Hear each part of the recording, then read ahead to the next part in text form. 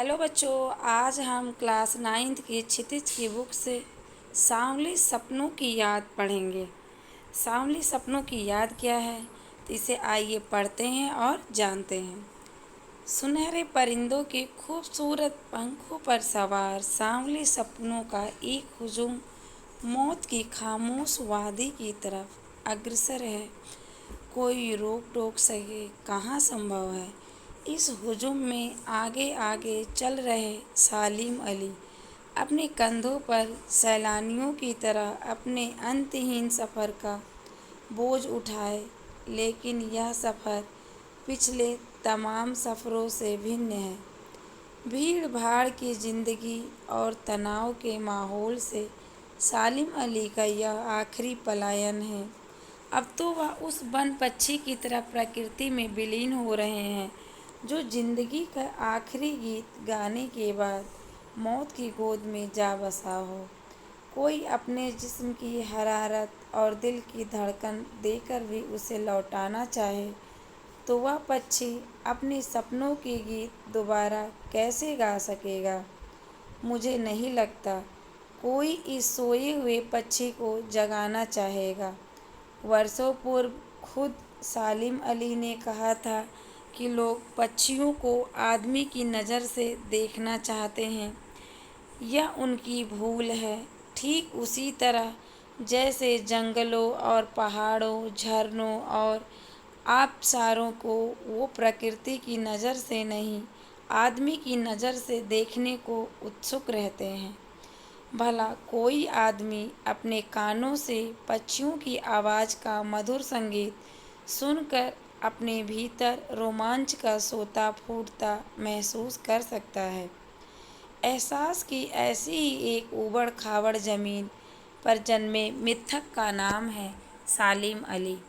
पता नहीं इतिहास में कब कृष्ण ने वृंदावन में रासलीला रची थी और शोख गोपियों को अपनी शरारतों का निशाना बनाया था। कब माखन भरे भाड़े फोड़े थे और दूध छाली से अपने मुंह भरे थे।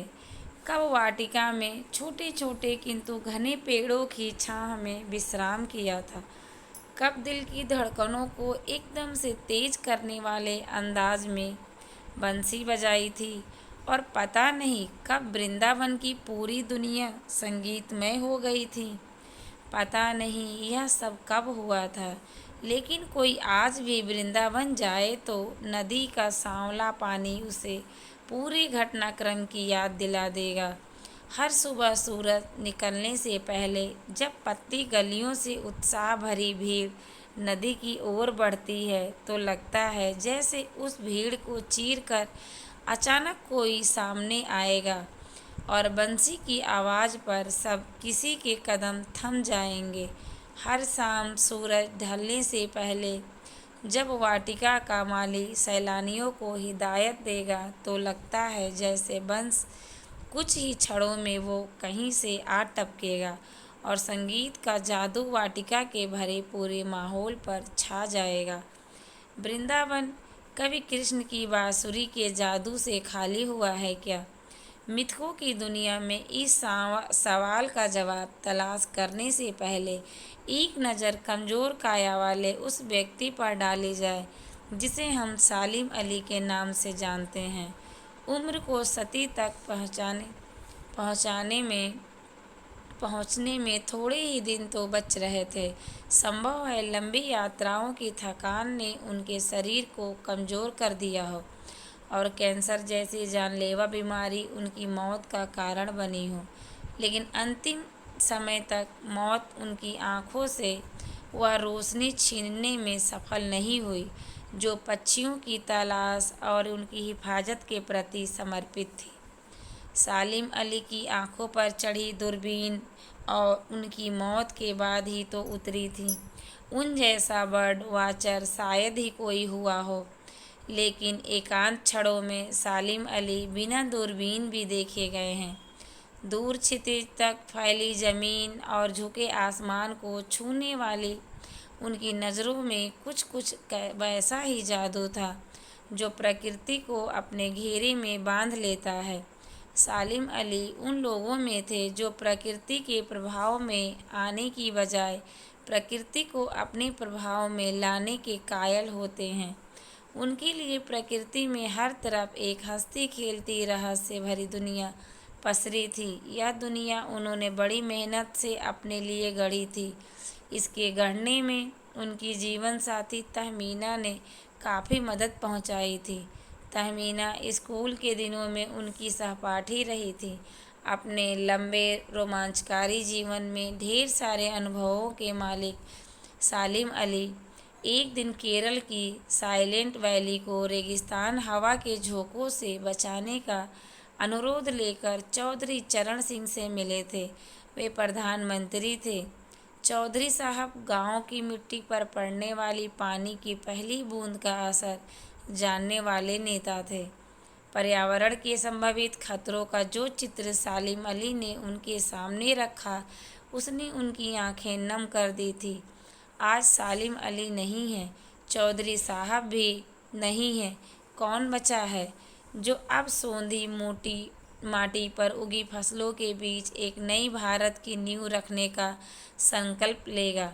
کون بچا ہے جو اب ہمالیہ اور لداخ کی برفیلی زمینوں پر جینے والے پکشیوں کی وکالت کرے گا؟ سالم علی نے اپنی آتم کتھا کا نام رکھا تھا fall of a sparrow. Fall of a sparrow مجھے یاد آ گیا۔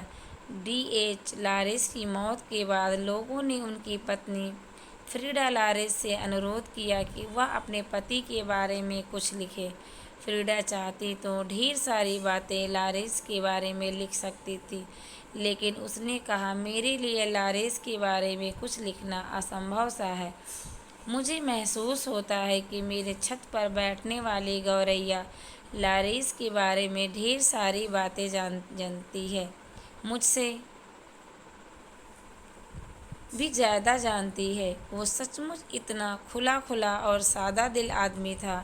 ممکن ہے لاریس میری رگوں میں، میری ہڈیوں میں سمایا ہو، لیکن میرے لیے کتنا کٹھن ہے اس کے بارے میں اپنے انوبھووں کو شبدوں کا جامہ پہنانا۔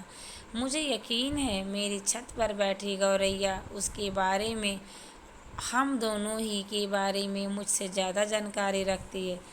جٹل پرانیوں کے لیے سالم علی ہمیشہ ایک پہیلی بنے رہیں گے۔